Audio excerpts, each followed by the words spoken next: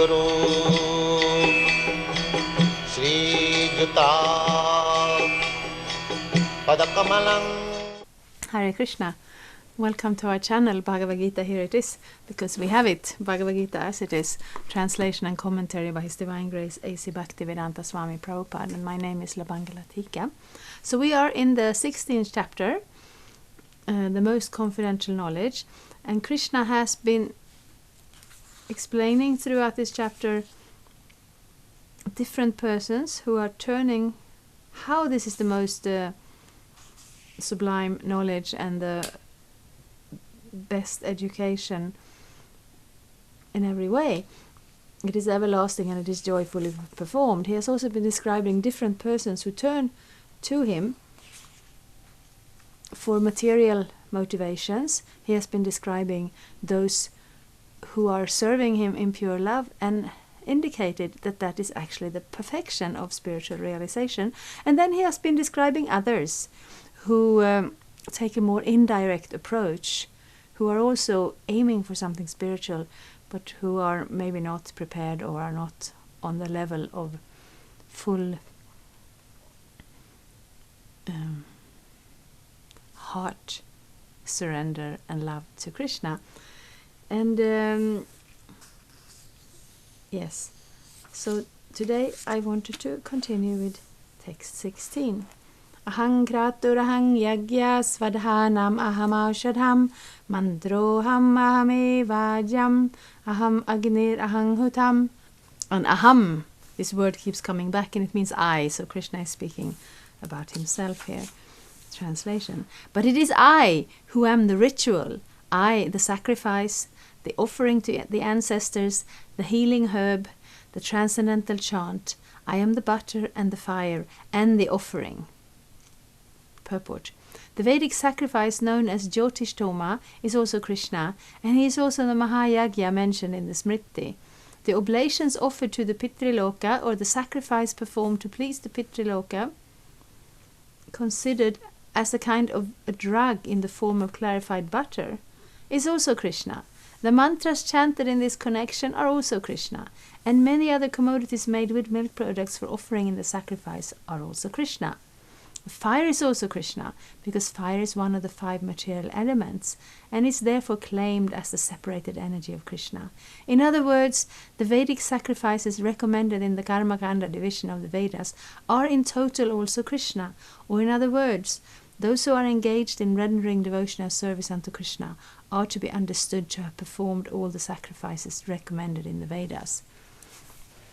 Yes, so I'm from Sweden, and I have really no background with all these Vedic yagyas and sacrifices described and mentioned here. But I understand that in India, if you come from a tradition where you understand your duties, and a duty is not a burden or a problem, a duty is our connection, really, to life in this universe. It's sometimes difficult to explain because it's a little bit removed from our way of thinking. But if we understand from the Vedas, we understand karma. We understand how every activity in this world has a result. And if we just randomly, it's like going out on a road with lots of traffic and thinking, the rules are for other people. I'm not going to bother. What are cars? What are stop signs? What are pedestrian crossings? It's not for me. I'm just going to randomly amble on my way here and there, and not taking into consideration that if I want to go somewhere, it's good to know the direction, and it's especially good to avoid getting run over by a car. So karma in this world is a little bit like that. When we know the structure, maybe we cross the road where there is no crossing also because we see there are no cars, but we have to have some kind of an understanding of how things work. And in this world, we learn so many things. Prabhupada used to say that there are so many educations and levels and universes and research being done in so many fields But there is no institute for studying the soul. There's no education that lets us decide our next life, our next birth. And so that's what Krishna is giving us in this book. But if you are anchored in such a tradition, and even a regular religion, sometimes it becomes a lot about duties, and it becomes a lot about what we're supposed to do step by step. And modern people who are not religious think, it's such a burden, I don't want to bother with that. Krishna is not advising us to just give things up randomly, but he brings us to that perspective. All these things, they come from him, and they are all aimed at allowing us to again develop our consciousness and stay in a safe place where we want to randomly fall into other life forms. Because as human beings, we can understand philosophy, we can understand spirituality, we can take up yoga and religion, and we can ask questions about the meaning of life. And not only can we ask questions, we can receive answers, and we can apply those answers in our lives. But here this verse is helping us to bring back our focus to Krishna. It's not that the Vedas are a vast body. Of course it is so. The Vedas are a vast body of knowledge coming from different angles. There are lots of sacrifices, ceremonies, rituals. So many things are in there. But Bhagavad-gita, Krishna pulls it to the focus point. Krishna is the focus point. And for us, it is really it's really lucky, because studying the full Vedas is beyond most of us. But even those who are able to learn the Sanskrit, spend so much time studying, without guidance, it is difficult to find the direction and the focus point like that. And therefore Krishna is speaking the Bhagavad-gita to Arjuna. Arjuna was in a confused situation, but he is not the only one. In this world, it is very easy to get confused. So therefore Krishna comes here and brings everything back to the point of Krishna consciousness.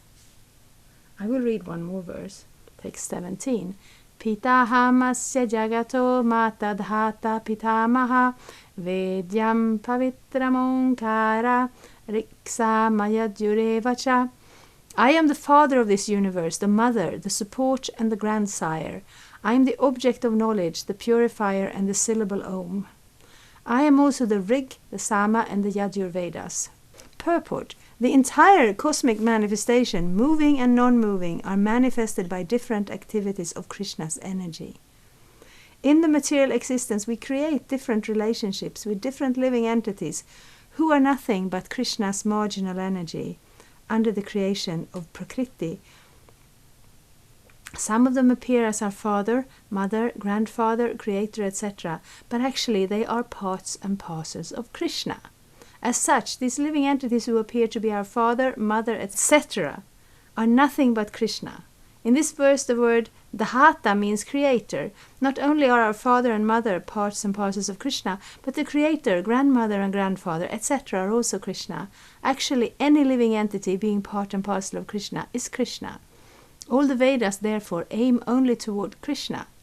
Whatever we want to know through the Vedas is but a progressive step toward understanding Krishna. That subject matter which helps us purify our constitutional position is especially Krishna. Similarly, the living entity who is inquisitive to understand all Vedic principles are also part and parcel of Krishna, and as such is also Krishna. In all the Vedic mantras, the word Om, called Pranava, is a transcendental sound vibration and is also Krishna. And because in all the hymns of the four Vedas, Sama, Yajur, Rig and Atharva, the Pranava or Omkara is very prominent, it is understood to be Krishna. Yeah. Just so we don't miss it. It's all about Krishna. Because Ishvara Parama Krishna, Satchit Ananda Vigraha, Anadir Adir Govinda, Sarvakarana Karanam.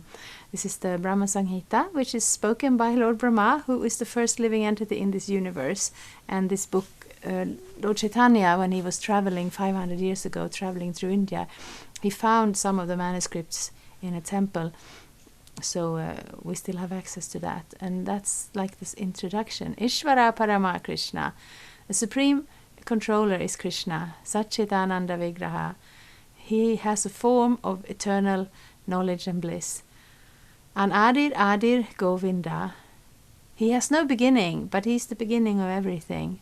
Sarvakarana Karanam. And he's the cause of all causes. So whatever we go back, we go back. If we go back long enough, we will find Krishna. If we don't find Krishna, we just simply haven't gone back long enough. This doesn't get repetitive and boring, though, because Krishna has all the variety, and in Krishna we will find, that's the meaning of the name Krishna actually, all attractive. Everything we are looking for is in Krishna. And if we look with love and devotion, then we look to be his servant. We look to be his... to be in a relationship with him. We look to give him our love. If we don't have that desire, then we look for something that we want. And anything that we want, these are things that Krishna has. Krishna has all beauty, all strength, all wealth.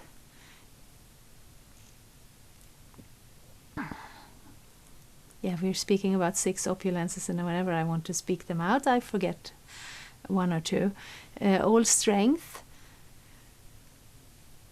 all knowledge, all renunciation even, because that, to be able to be a little bit a step aside in a distance, it's actually also a great opulence. It's very attractive. That's why we like cool people. So that is Krishna. But if we don't know him, we might miss him. So we read Bhagavad-gita so we don't miss him. So that is this life. And it is the same life. We all live our lives, and according to our desires and according to our consciousness, that's how we understand the world. So Bhagavad-gita, it actually helps us.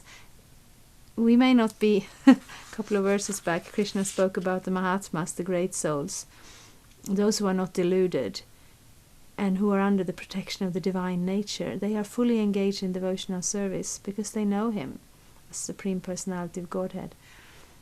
We may not be the Mahatmas, but at least we are starting to wake up. And then by reading the Bhagavad-gita and kind of meditating on these verses and, bringing that perspective in when we look at the world around us, we can actually be able to start to see Krishna everywhere. And when we see Krishna everywhere, then we will also understand ourselves. And that is the deep, satisfying beauty of the Bhagavad-gita. And I'm feeling sometimes a little bit, what can I add? How can I explain this? That is already so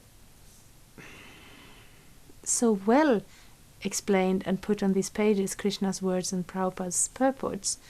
But I also know that Bhagavad-gita is an oral tradition, and it's actually easier to enter into it in the company of other devotees reading and speaking together.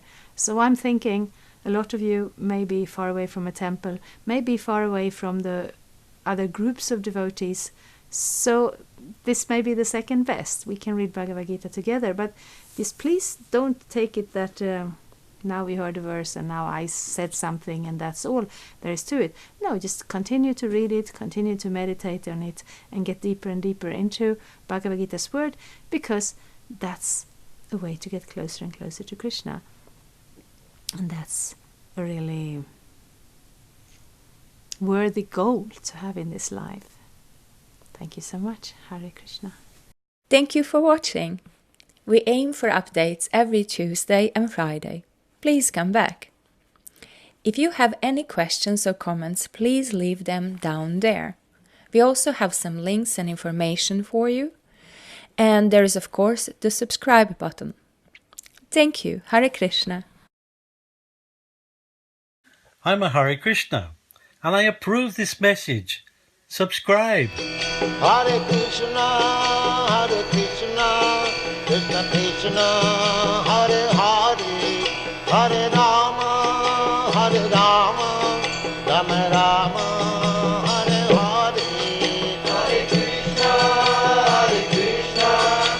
Krishna